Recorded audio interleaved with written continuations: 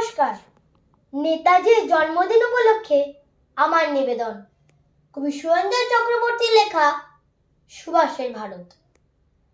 অনাথ হয়ে ঝুলছে সুতোয় তোমার ভারতবাসী, শ্রেষ্ঠ আসন বন্দি খাতায় হারিয়ে গেছে হাসি।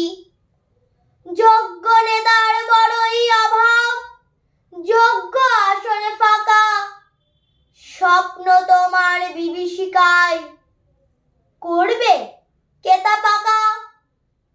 হাজার বীরের রক্তে রাঙা মহান ভারত ভূমি, স্বাধীন ভারত হয়নি আজও, দেখছো কি আজ তুমি?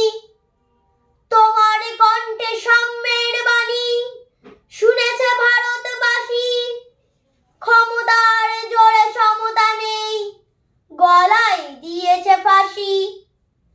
দলিত সমাজ দলিত আজও, ক্ষুধায় কাতর তারা, যায়নি তিমির আসেনি দিবস, ভাঙেনি ঘৃণ্য কারা। একতার বাণী দূর করা হতো স্বার্থ লোলুপ